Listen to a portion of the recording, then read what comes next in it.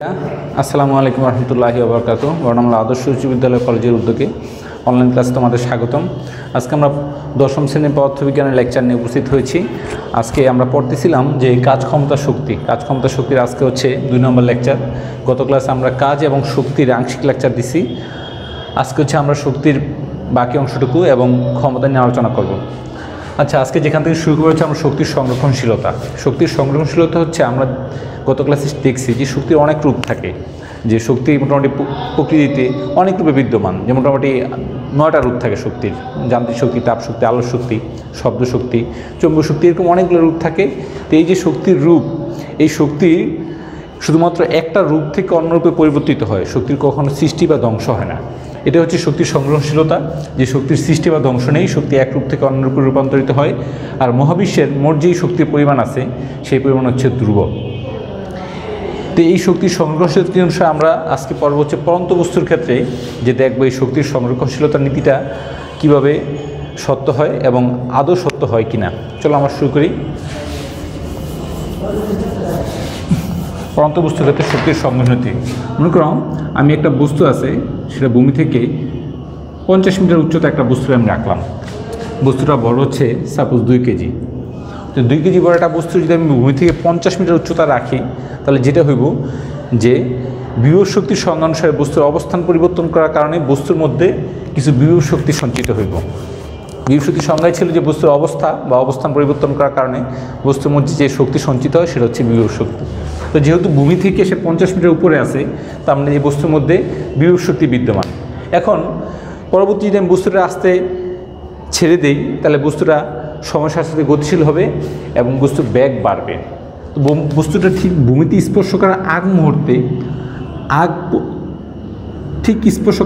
মুহূর্তে অথবা স্পর্শ করার আগে তার প্রতিটা মুহূর্তে, তার মানে তার এই গতিশীল পথের প্রতিটা মুহূর্তেই বস্তুটা বেগ থাকবে এবং বস্তুটা ভূমি থেকে এক নির্দিষ্ট উচ্চতায় থাকবে। অর্থাৎ বস্তুটা ভূমিতে স্পর্শ করার আগ মুহূর্ত পর্যন্ত সে তার স্বাভাবিক অবস্থানে ফিরে আসে নাই। স্বাভাবিক অবস্থান যতক্ষণ সে না ফিরে আসছে ততক্ষণ পর্যন্ত তার বিভব শক্তি থাকবে, সাথে সে গতিশীল হওয়ার কারণে তার মধ্যে গতিশক্তি থাকবে। তো আমরা আসলে দেখতে চাই যে এই যে প্রতিটা মুহূর্তে বা প্রতিটা বিন্দুতে সবসময় কি শক্তির একই পরিমাণ থাকে নাকি শক্তি চেঞ্জ হয়ে যায়, এটাই আসলে পরন্ত বস্তুর সংরক্ষণশীলতা। ঠিক আছে, তো পরন্ত বস্তুর ক্ষেত্রে মনে করো এটা হচ্ছে এই বিন্দু, আমি ভূমি থেকে তারে 50 মিটার উচ্চতায়, একটু 50 মিটার এই বিন্দুতে রাখছি। তারপর হচ্ছে তার আমি কিছুক্ষণ পরে 10 মিটার উচ্চতা অতিক্রম করে সে বিবিন্দুতে আসলো। যখন বস্তুটাকে ছেড়ে দেওয়া হলো, 10 মিটার উচ্চতা অতিক্রম করে সে বিবিন্দুতে আসলো। তারপর সে মনে করে যে আরও 15 মিটার অতিক্রম করে সে সি বিন্দুতে আসলো। তারপর সে মনে করে যে পরবর্তী ঠিক ভূমিতে ডি বিন্দুতে আসলো। তো আমি দেখতে চাই যে এ বিন্দু, বি বিন্দু, সি বিন্দু, ডি বিন্দু, এই 4টা বিন্দুতেই শক্তির পরিমাণ একই কিনা। যদি শক্তির পরিমাণ একই হয় তাহলে আমরা বলতে পারি যে শক্তির সংরক্ষণশীলতার নীতি, এই কথাটা সত্য। চলো এই বিন্দুতে দেখো, এই বিন্দুতে বস্তুটা যেহেতু ভূমি থেকে 50 মিটার উপরে আছে এবং স্থির অবস্থায় আছে, তো এই বিন্দুতে বস্তুর মধ্যে শুধুমাত্র বিভব শক্তি আছে। তাহলে এই বিন্দুতে বস্তুর বিভব শক্তি,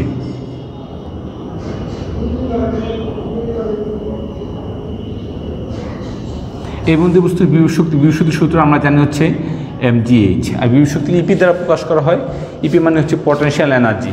আর যেহেতু এই বিন্দু মনে করি আমি এ দিয়ে দিলাম, তাহলে এম কত? এম হচ্ছে বস্তুর 2 কেজি, আর জি 9.8, আর এইচ হচ্ছে 50 মিটার। তাহলে এ যত হয় এটা হচ্ছে এই বিন্দুতে বস্তুর বিভব শক্তির পরিমাণ। তারপর হচ্ছে মনে করো যে এই বিন্দুতে বস্তুর যদি আমি গতিশক্তি বের করতে চাই, এই বিন্দুতে বস্তুটা স্থির অবস্থায় আছে। যেহেতু এখন আমি বস্তুটারে মানে উপর থেকে ছেড়ে দেয়নি, এখনও বস্তুটা আমি যেহেতু উপর থেকে ছেড়ে দেয়নি, সুতরাং এই বিন্দু বস্তুটা স্থির অবস্থায় আছে। আর গতিশক্তির সূত্র থেকে আমরা জানি 12 mv²। স্থির মানে হচ্ছে তার বেগ 0, তার মানে হচ্ছে পুরো শক্তিটাই হচ্ছে 0। তাহলে এই বিন্দুতে মোট যে শক্তি পাওয়া যাবে সেটা হচ্ছে এখানে যে মানটা পাওয়া যাবে সেটা যোগ 0, মানে হচ্ছে টোটাল বিভব শক্তিটা হচ্ছে এই বিন্দুর মোট শক্তি। যেহেতু এই বিন্দুতে বস্তুটা স্থির, বস্তুর সম্পূর্ণ শক্তিটা হচ্ছে বিভব শক্তি, এই বিন্দুতে কোনো গতিশক্তি নাই। এবার যখন আমি এই বিন্দু থেকে বস্তুটা ছেড়ে দিলাম, বস্তুটা ছেড়ে দেওয়ার সাথে সাথে দেখো আস্তে আস্তে বস্তুটা বি বিন্দুতে আসছে, 10 মিটার দ্রুত অতিক্রম করে যায়। এখানে ইম্পর্ট্যান্ট ব্যাপার, গতিশক্তির সময় সে বস্তু অতিক্রম করছে উপর থেকে দূরত্ব 10 মিটার। আর বিভব শক্তি সব হিসাব করতে হয় বস্তু যে অবস্থানে আছে বা যে অবস্থানে ছিল তার সাম্যাবস্থান, সেই সাম্যাবস্থান সে কতটুকু আছে। তাহলে সে যদি উপর থেকে এই বিবিন্দুতে 10 মিটার দূরত্ব অতিক্রম করে আসে, তাহলে নিচ থেকে এই বিবিন্দু দূরত্ব কত দাঁড়ায় 40 মিটার, কারণ পুরোটা 50 থেকে 10 থেকে গেলে 40 মিটার। তাহলে আমি চলো বের করি বিবিন্দুতে বিভব শক্তি। বিবিন্দুতে বিভব শক্তি আবার mgh, m কত, m হচ্ছে তোমার 2 আর g হচ্ছে 9.8 আর h হচ্ছে ভূমি থেকে বিবিন্দু কত উচ্চতায় আছে 40 মিটার। এটা হচ্ছে বিবিন্দুতে বিভব শক্তি। আর বিবিন্দুতে যদি আমি গতিশক্তি বের করি, বিবিন্দু গতিশক্তি হচ্ছে half mv square m v square. একটা জিনিস এখানে খেয়াল করো, এই v স্কোয়ার আমি কি লিখতে পারি গতির সূত্র অনুসারে u স্কোয়ার প্লাস 2gh। এখানে যেহেতু পরন্ত বস্তু মানে হচ্ছে তার আদিবেগ শূন্য, তাহলে ইউ শূন্য, তাহলে এখানে যেটা দ্বারা half into m into 2 into g into h, দেখো 2 কাটা, তাহলে আলটিমেটলি কী দাঁড়ালে mgh। দেখো বিভব শক্তি যে ফরম্যাট, গতিশক্তির ফরম্যাট আসলে একই, শুধুমাত্র পার্থক্য এই জায়গায়। এখানে যে এইচটা হচ্ছে সে কতটুকু দূরত্ব অতিক্রম করার কারণে গতি অর্জন করছে, আর এইচটা হচ্ছে বিভব শক্তির এইচটা হচ্ছে যে সে সাম্যাবস্থান থেকে কতটুকু উপরে আছে। তার মানে গতিশক্তির ক্ষেত্রে আমার প্রাইম কনসার্ন হচ্ছে এইচ, বিভব শক্তির ক্ষেত্রে আমার প্রাইম কনসার্ন হচ্ছে এইচ। বিভব শক্তির সময় হিসাব করবো সাম্যাবস্থান থেকে তার উচ্চতা কত, আর গতিশক্তির সময় হিসাব করবো সে কত দূর মানে কতটুকু দূরত্ব অতিক্রম করে সে গতিশীল হয়েছে। ঠিক আছে, এখানে দেখো সে 10 মিটার, তার মানে এখানে m হচ্ছে তোমার 2 কেজি, g হচ্ছে 9.8 আর h হচ্ছে তোমার যে হচ্ছে 10। তাহলে একটা জিনিস খেয়াল করো, এখানে mgh 40, এখানে mgh 10, তাহলে এখানে যেটা আসবে সেটা হচ্ছে বিভব শক্তি, এটা হচ্ছে গতিশক্তি। তাহলে বিবিন্দুতে যে মোট যে শক্তি পাওয়া যাবে, ঠিক আছে, মোট শক্তি হচ্ছে গতিশক্তি এবং বিভব শক্তির যোগফল। এটা তুমি এমনিতে একটু ফিল করতে পারো, ক্যালকুলেটর যদি তোমার, আমার কাছে ক্যালকুলেটর নাই, তোমাদের ক্যালকুলেটর থাকে, তাই ক্যালকুলেটর তোমরা ডাটাগুলো বসালে মান পাবা, তুমি এমনি ফিল করতে পারো। এখানে কি হয়েছে, গতিশক্তি শূন্য এই বিন্দুতে, আর বিবিন্দুতে কি, বিবিন্দু হচ্ছে মোট উচ্চতাটা কাউন্ট হয়েছে, দেখো তাহলে এটা। আর এখানে দেখো মোট উচ্চতার 40 হচ্ছে আমার বিভব শক্তিতে, আর মোট উচ্চতা 10 হচ্ছে গতিশক্তিতে। তাহলে জাস্ট কি হইল, মোট উচ্চতাটাই আবার এই দুটো শক্তি মিলে আসলো না। তার মানে এমনি বোঝা যায় এটা যা হইব এই দুটো যোগ করে আসলে তাই হইব। বিবিন্দু পর যদি আমি সি বিন্দুতে আসি, দেখো সি বিন্দুতে বিভব শক্তি আবার একই কথা, সি বিন্দু ভূমি থেকে কত উচ্চতায় আছে, এখানে 10 আর বি থেকে সি দূরত্ব হচ্ছে 15, তার মানে টোটাল দূরত্ব হচ্ছে 25। তাহলে এতটুকু মোট যদি 50 হয়, 50 থেকে 25 বিয়োগ বাদ দিলে এখানে 25, তাহলে হচ্ছে m হচ্ছে 2, g হচ্ছে 9.8 আর h হচ্ছে তোমার যে 25।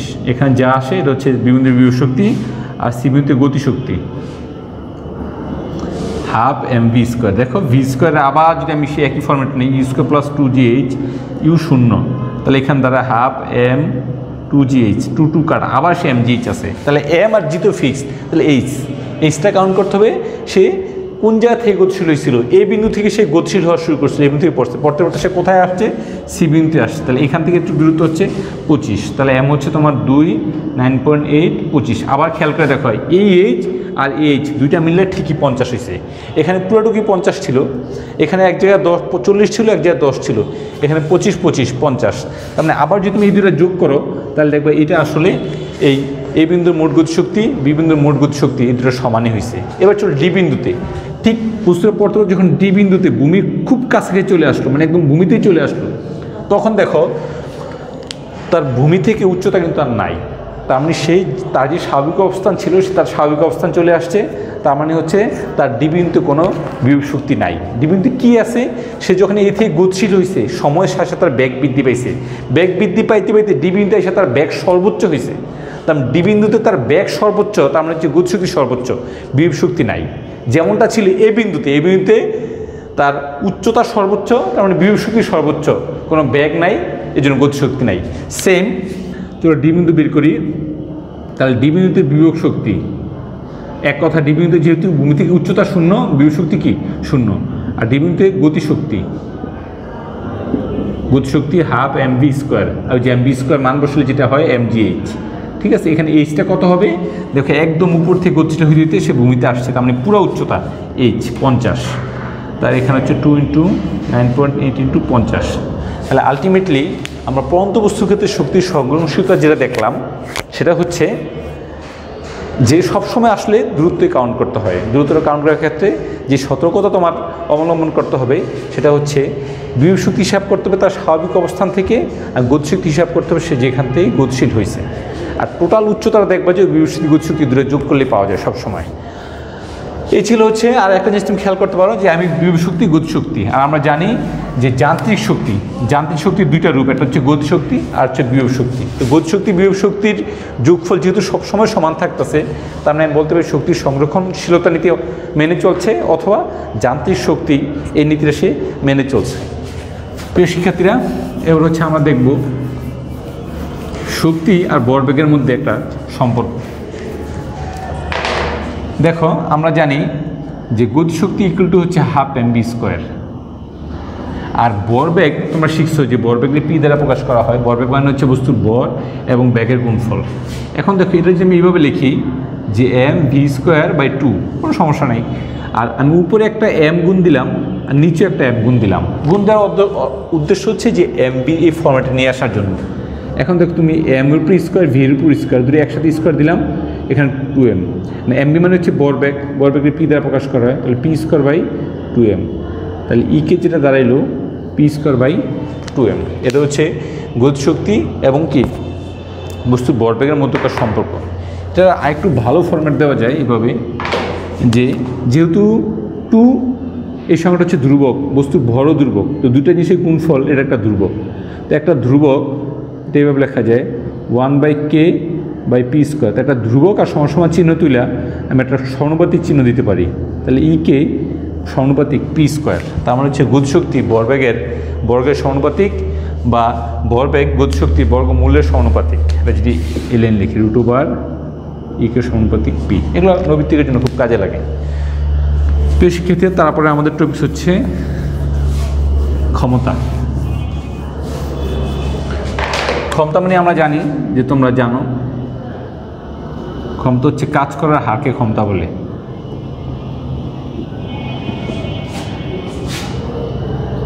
হার মানে হচ্ছে কি? হার মানে তোমরা জানো যে হার মানে হচ্ছে একক সময়, আর একক সময় মানে হচ্ছে মোট সময় দ্বারা ভাগ। তাহলে কাজ হচ্ছে W আর মোট সময় হচ্ছে T, এটাই হচ্ছে ক্ষমতা। এখানে একটা ইম্পর্টেন্ট কথা, আমরা স্টুডেন্টদের কাছ থেকে সবসময় যে জিনিসটা দেখি, যখন আমরা জিজ্ঞেস করি যে শক্তি কাকে বলে, স্টুডেন্ট বলে ফেলে কাজ করার হারকে শক্তি বলে। আসলে কাজ করার হারকে শক্তি বলে না, কাজ করার হারকে ক্ষমতা বলে, আর কাজ করার সামর্থ্যকে শক্তি বলে। ব্যাপারটা কেমন? শক্তি জিনিসটা হচ্ছে তুমি কত বেশি কাজ করতে পারো, আর ক্ষমতা জিনিসটা হচ্ছে তুমি কত কম সময় কাজটা করতে পারো। মনে করো আমি এক জায়গা থেকে এখান থেকে ওখানে 200 ইট নিলে একজন, আর আমি নিলাম 500, তাহলে হচ্ছে আমার শক্তি বেশি, আমি বেশি কাজ করছি। কিন্তু দেখা গেল সে 200 ইট নিল 10 মিনিটে, আমি 200 ইট নিলাম 20 মিনিটে, তাহলে কিন্তু তার ক্ষমতা বেশি, কারণ সে কম সময় নিছে, আমি বেশি সময় নিছি। তাহলে ক্ষমতা হচ্ছে আসলে সময়ের সাথে রিলেটেড। তো কাজ করার হারকে ক্ষমতা বলি, ঠিক আছে। তো কাজের এক হচ্ছে জুল আর সময় এক হচ্ছে সেকেন্ড, তাহলে ক্ষমতা মানে হচ্ছে জুল পার সেকেন্ড। এই দুটার একসাথে বলা হয় ওয়াট। তাহলে ওয়াট হচ্ছে একজন বিজ্ঞানীর নাম, এই জন্য এই ডাব্লিউ বড় হাতের ডাব্লিউ দ্বারা প্রকাশ করা হয়। আর তোমরা জানো যে বড় হাতের অক্ষর যদি কোনো কিছুর একক থাকে সেটা আসলে প্রকৃত একক না, সেটা একটা বিজ্ঞানীর সম্মানার্থে রাখা হয়েছে। এটা যদি আমি আরেকটু জানি যে জুল হচ্ছে এটা একটা বিজ্ঞানীর নাম, যেহেতু বড় হাতের অক্ষর, এটা আমি ভাঙ্গাই। জুল মানে হচ্ছে নিউটন মিটার, কারণ জুল হচ্ছে কাজের একক, W=Fs, নিউটন ইন্টু মিটার। তাহলে নিউটন মিটার পার সেকেন্ড। তা আমি এটাও ক্ষমতার একক, এটাও ক্ষমতার একক, এটাও ক্ষমতার একক। কারণ তুমি ইচ্ছাগুলো নিউটনের ভাঙ্গাইতে পারো, নিউটনটা বড় হাতের অক্ষরে আছে। নিউটন হচ্ছে বলের একক, F= কি ma, বড় একক কেজি, আর ত্বরণ একক মিটার পার সেকেন্ড স্কোয়ার। তাহলে আমি লিখি KG metre per second square per second, তাহলে যেটা দাঁড়ায় কেজি, হ্যাঁ এখানে একটা মিটার আছে, ঠিক আছে, KG metre square per second 3। এটাই হচ্ছে, এটাও ক্ষমতার একক। বহুপদী বহু নির্বাচনীতে দেখা যায়, পরীক্ষায় আসে যে নিচের কোনটি ক্ষমতার একক, তখন আমরা এই জুল পার সেকেন্ড বা ওয়াট পাইলেই মনে করি যে এই দুইটাই মনে ঠিক আছে, এগুলো থাকে, এগুলো কিন্তু ক্ষমতার একক। তারপর যেটা আসে, যেন আমরা বললাম যে 20 ওয়াট ক্ষমতা একটা স্কেলার রাশি, ঠিক আছে, মানে এটা প্রকাশ করার জন্য মানের প্রয়োজন, দিকের কোনো প্রয়োজন নাই। আমরা যদি বলি যে 20 ওয়াট ক্ষমতা বলতে কি বুঝো?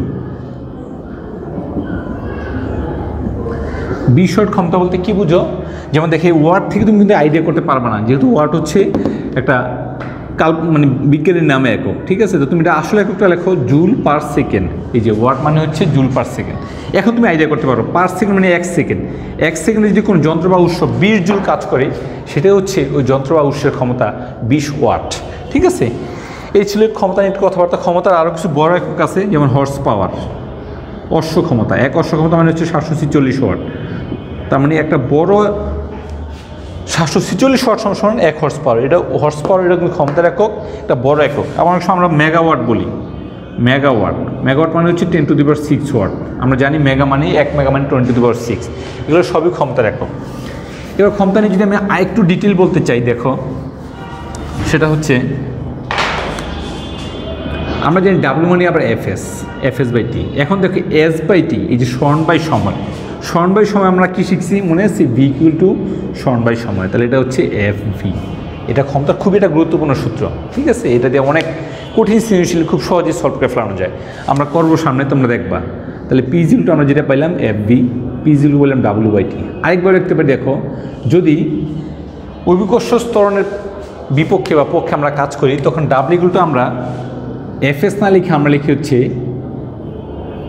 F H. আর এফ এইচ মানে হচ্ছে যেটা এম জি, এফ মানে হচ্ছে এম জি এইচ বাই টি। এইটাও একটা ক্ষমতার মোস্ট গুরুত্বপূর্ণ সূত্র। পরীক্ষা আমরা যে কোনোটা ইউজ করতে পারি, যে ক্ষমতা P is equal to W by T বা M G H by T বা এফ এস বাই টি বা এফ ভি, এই সবগুলো হচ্ছে আমাদের ক্ষমতার একক। প্রিয় শিক্ষার্থীরা, আজকে এ পর্যন্তই। আজকে আমরা ক্ষমতা পর্যন্ত পড়লাম। আগামী ক্লাসে আমরা ক্ষমতার, যেমন আজকে আমরা শক্তির সংগ্রহশীলতা সৃজনশীল পড়ছি, আগামী ক্লাসে আমরা ক্ষমতার সৃজনশীল পড়ব এবং কর্মদক্ষতা নিয়ে আলোচনা করব। তোমরা বাসায় ভালো থাকবা, বেশি বেশি পড়াশোনা করবা। আল্লাহ হাফেজ।